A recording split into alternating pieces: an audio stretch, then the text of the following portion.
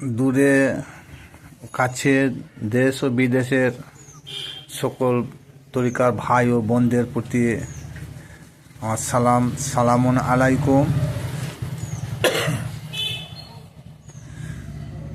আজকের লাইভে খুব সংক্ষিপ্ত আলোচ্য বিষয় হবে পুল সিরাত। এই পুল সিরাতটা অনেকেই হয়তো বলে থাকে যে ফুল সিরাত বলে থাকেন, কিন্তু এটা ফুল সিরাত নয়, পুল সিরাত। পুল একটা শব্দ, সিরাত একটা শব্দ। অনেক ক্ষেত্রে সিরাতের অর্থ বোঝায় জীবনে বা জীবন কাহিনী, আর যখনই পুল সিরাত এক জায়গায় যোগ হয়েছে, এটা হচ্ছে একটা সেতু। পুল সিরাত সেতু, সিরাত মানে এখন সেতু, পুল মানে একটা ক্ষুদ্র জলাশয়ের মধ্যে যে সেতু নির্মাণ হয় তাকে পুল সিরাত বলা হয়।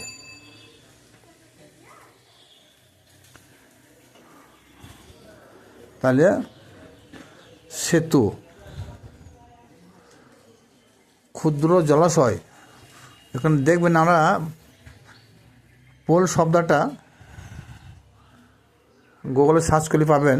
পোল শব্দ অর্থ হচ্ছে ক্ষুদ্র জলাশয়। তো সেই ক্ষুদ্র জলাশয়ের উপরে যে সিরাত বা সেতু নির্মাণ হয়েছে, আমরা ছোট থেকে শুনে আসছি যে পুল সিরাত, এই পুল সিরাত এমন একটা জায়গা, চুলের চাইতে সরু, খোরের চাইতে ধার, ইমান আছে যার, হবে সে পার। তাহলে এখানে ইমানের জোর থাকা চাই। তাই আল্লাহ পাক রব্বুল আলামিন বলছেন সূরা মরিয়ম ৬৮ নম্বর আয়াত, আল্লাহ নিজেই তিনি কসম খাচ্ছেন। আল্লাহ তিনি হাবিবকে উদ্দেশ্য করে বলছেন, আমি তোমার রবের কসম খেয়ে বলছি, অবশ্যই আমি তাদেরকেও এবং শয়তানদেরকেও একত্রিত করব, বা হাসরের মাঠে একত্রিত করা হবে। এই সমাবেত বা একত্রিত, এর আরবি হোক হলো হাসর, যেটা আমরা শুনি আছি হাসর। এই হাসর মানে একত্রিত করা জায়গা, স্থান। তারপর তাদেরকে নতজানু অবস্থায় জাহান্নামের চতুর্দিকে অবস্থান করানো হবে। কাদেরকে হবে? তাদেরকে বলতে বলা হয়েছে, আর শয়তানদেরকে। তাদেরকে বলতে কাকে বোঝানো হয়েছে এখানে? তাদেরকে বলতে যারা মানুষকে ধোঁকা দিয়েছে, কুমন্ত্রণা দিয়েছে, বিভ্রান্তি পথে নিয়ে গিয়েছে, তাদেরকে এবং শয়তানদেরকে হাসর মাঠে একত্রিত করবে এবং জাহান্নামের চতুর্দিকে তাদের অবস্থান হবে। যারা তার বিধানকে অস্বীকার করেছে, এখানে আল্লাহ পাক রব্বুল আলামিন বলছেন, যারা তার বিধানকে, মানে আল্লাহর বিধানকে যারা অস্বীকার করেছে, আর যারা তাদেরকে পথভ্রষ্ট করেছে, তারাই হলো ওই সম্প্রদায় যাদেরকে জাহান্নামের চতুর্দিকে অবস্থান করানো হবে। ৬৯ নম্বর আয়াত সূরা মরিয়ম, এখানে বলছেন, তারপর আমার অবদ্ধকারীকে, যারা আমার অবদ্ধ ছিল দুনিয়াতে, তাদের কি বলছে আল্লাহ, যারা আমার অবদ্ধকারী তাদেরকে আমি টেনে হেঁচড়ে বের করে আনবো। ৭০ নম্বর সূরাতে কি বলছে? সুতরাং আমি ভালোই জানি, আমি যা জানি কেউ জানে না, সুতরাং আমি ভালোই জানি কে জাহান্নামীদের দলভুক্ত, কে জাহান্নামে দগ্ধীভূত হবে, কাকে দগ্ধীভূত করানো হবে। এটা আল্লাহ পাক রব্বুল আলামিন সূরা মরিয়মের ৭০ নম্বর আয়াতে এটা বলতে চেয়েছেন। এরপরে ৭১ নম্বর আয়াতে কি বলছেন? আর আমি তোমাদের প্রত্যেককে ওটাকে অতিক্রম, আল্লাহ বলছে আমি বলছি তোমাদেরকে প্রত্যেককে ওটাকে অতিক্রম করতে হবে। আল্লাহ পাক রব্বুল আলামিন সূরা মরিয়মে 71 নম্বর আয়াতে বলছেন তোমাদের প্রত্যেককে ওটাকে অতিক্রম করতে হবে। এটা তোমাদের রবের চূড়ান্ত সিদ্ধান্ত। ওটা বলতে কি? ওটা বলতে জাহান্নাম, তার উপরে একটা থাকবে পোল সিরাত।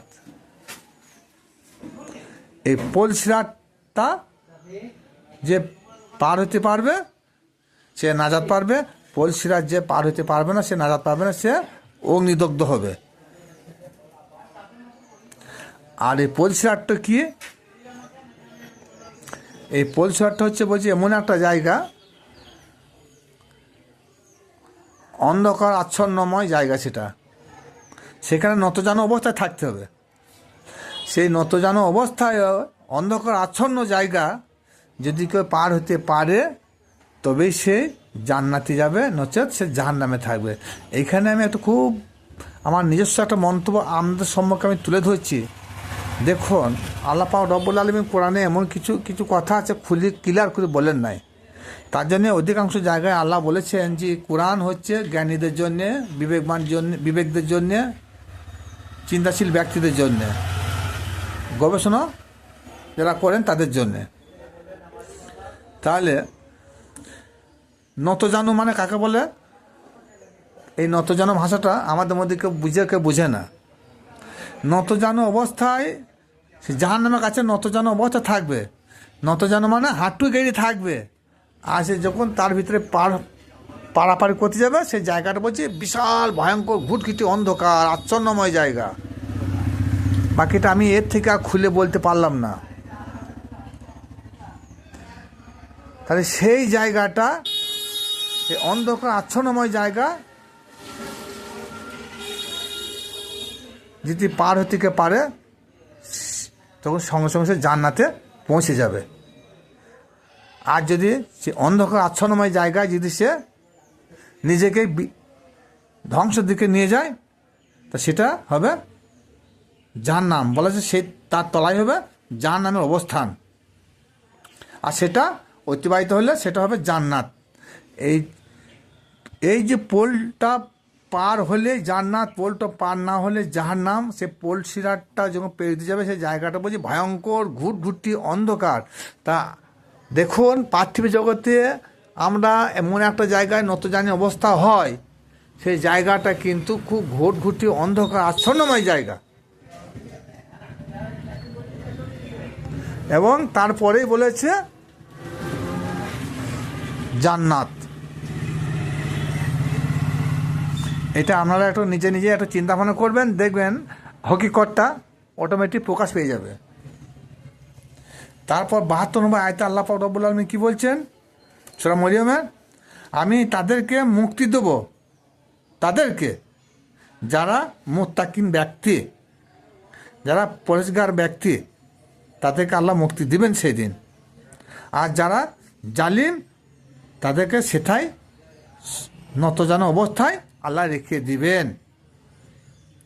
আর সে নতজানু অবস্থায় তারা পারাপার হতে পারবে না।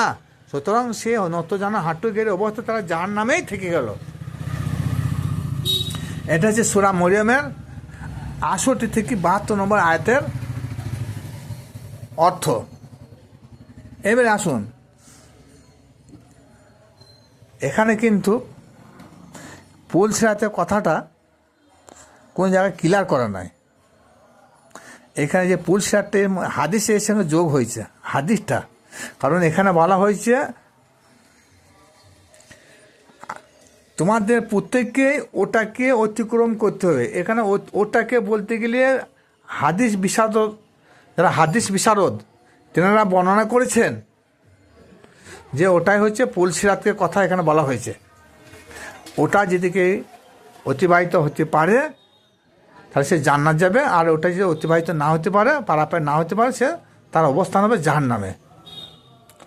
কিন্তু কোরআনে প্রকাশ্যে পোল সিরাত কথাটা কোনো জায়গায় উল্লেখ নাই। এখানে হাদিসটা এই আয়াতকে সমর্থন করেছে, যে বলেছে এইটাকে পুলসিরাত বলা হয়েছে। কিন্তু পুলসিরাত কথাটা কোরআন শরীফে সরাসরি কোনো একটা আয়াতে নাই। এই সূরা মরিয়মের ৭১ নম্বর আয়াতটাকে ধরে পুলসিরাতের কথা বর্ণনা করা হয়েছে। এবারে আসুন, হ্যাঁ ভাই, পুলসিরাত আগে বলেছি, আবার আমি আবার শুনিয়ে দিচ্ছি আপনাদেরকে। পুলসিরাত কথাটা খুব ভয়াবহ কথা, খুব খতরনাক জায়গা। ওই জায়গাটা আমরা যেন সর্ব অবস্থায় যেন বলিদান না হয়, যেন অগ্নিদগ্ধে পতিত না হয়। কারণ জান্নাত এত সস্তা নয়। এই জান্নাত পয়সা দিয়ে কেনা যায় না, জান্নাতের রাস্তা তৈরি করতে হয়। আর এই পুলসিরাত, এই পুলসিরাতের পথ বা এই সূক্ষ্ম সেতুর মধ্যে যে পথ, এই পথটা যদি কেউ অতিক্রম করতে পারে তবে সেই জান্নাতে, আর না হলে সে হবে জাহান্নামে। কোরআন শরীফে এমন কিছু কথা আছে সেগুলো রূপকভাবে আল্লাহ পাক রব্বুল আলামিন বর্ণনা করেছেন। কিন্তু হাদিস শরীফে যেসব কথা আছে সেগুলো কোরআনের বিপক্ষে কথা। যেমন কবরে আযাব, কবরে আযাবের সম্পর্কে কোরআন কোন জায়গায় বলেন নাই। কবরে সওয়াল জবাব হবে, হাদিস বলেছে, কোরআন বলেন নাই। পুলসিরাত পারাপার হতে হবে, প্রকাশে কোরআন শরীফ কোনো জায়গায় বলেন নাই, এটা হাদিসে বলেছে। এই ধরনের অনেক কিছু কথা আল্লাহ পাক রব্বুল আলামিন তিনি কোরআন শরীফে উল্লেখ করেন নাই, কিন্তু হাদিস শরীফে সেগুলো উল্লেখ হয়েছে।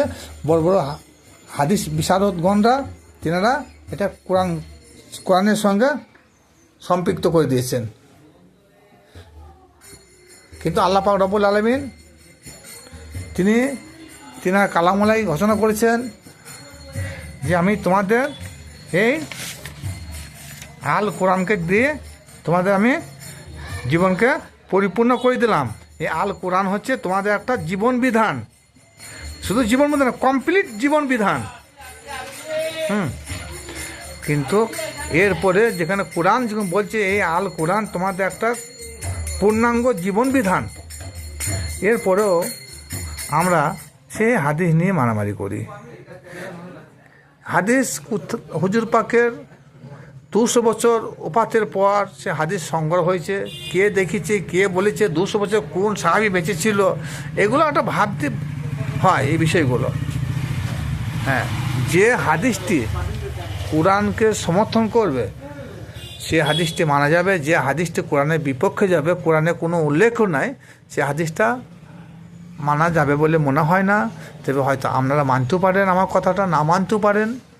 তবে যে কথাগুলো সূরা মরিয়ম থেকে বললাম, যদি একটু চিন্তা ভাবনা করেন, তাহলে দুনিয়াতে আজও আমরা জাহান্নামের আগুনে দগ্ধীভূত হচ্ছি। আর বর্তমান হাফেজকারী মৌলানা মুফতি মুহাদ্দিসরা যে জাহান্নামের আগুন যেটা বলেছেন, যেভাবে বর্ণনা করেছেন, আর আমরা ছোটো থেকে শুনে আসছি, জাহান্নামের আগুন সেটা নয়। কারণ নার শব্দ অর্থ হচ্ছে জাহান্নাম, আল্লাহুম্মা আজিরনা মিনান নার। হ্যাঁ, আল্লাহ গো আমাদের জাহান্নামের আগুন থেকে আমাদেরকে মুক্তি দাও। এই যে নার মানে আগুন, জাহান্নামের আগুন। নারের উৎপত্তিটা হলো নারী থেকে। তা আমাদের সতর্ক থাকতে হবে। দুনিয়াদারিতে আমরা এক ধরনের জাহান্নামে আগুনে দগ্ধীভূত হয়ে আছি অহরহ।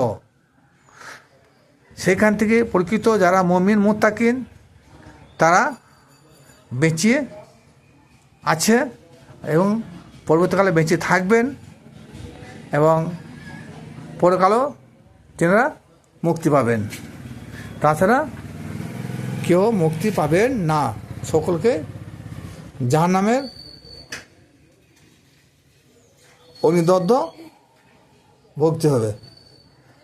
এই জাহান্নামের যারা অগ্নিদগ্ধ হবে,